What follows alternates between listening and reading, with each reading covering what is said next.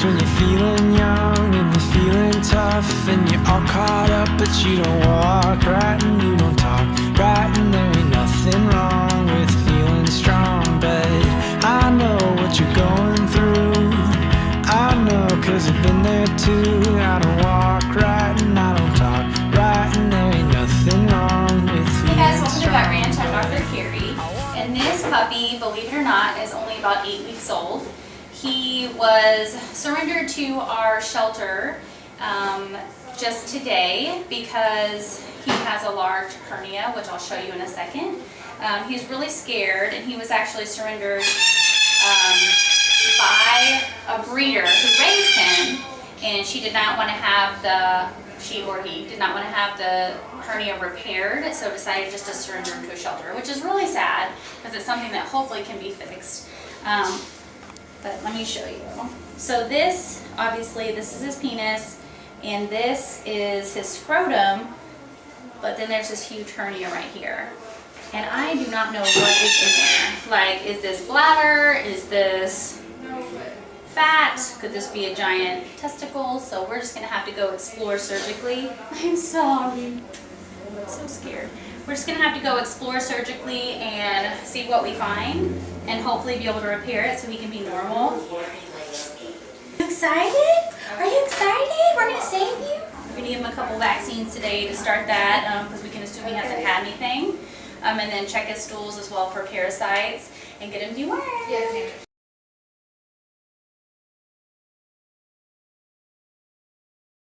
It is time to go and explore this hernia.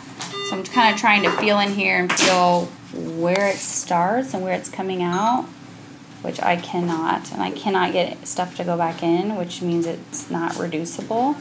So we're just going to have to open it up and explore around and see what's going on. It kind of feels like intestines in there, so it's a good thing we're doing it pretty quick, because you could definitely twist one of those and we'd all be in big trouble.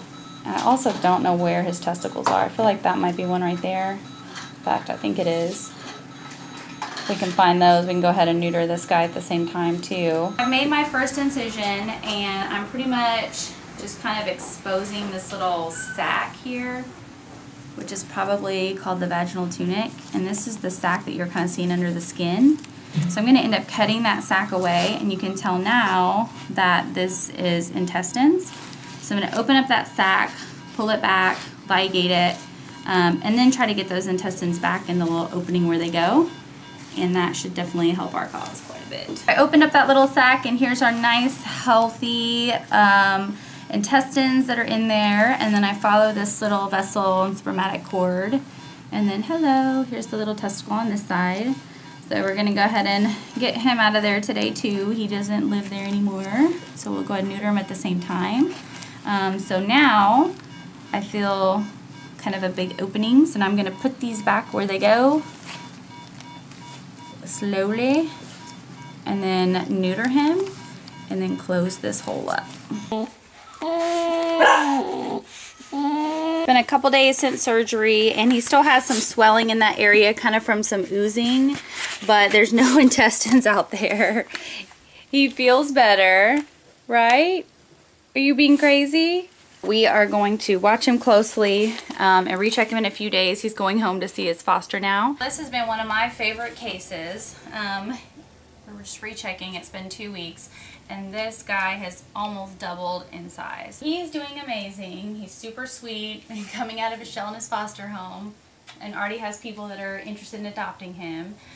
We took out his sutures today. The swelling is going down quite a bit, and it's going to take time. You can kind of see right here. It's just going to take time for that skin, as he grows, basically that skin will become tighter, because it just expanded as he grew, because it had that big kind of sac of intestines there. So it should get smaller and smaller, and he'll outgrow it too.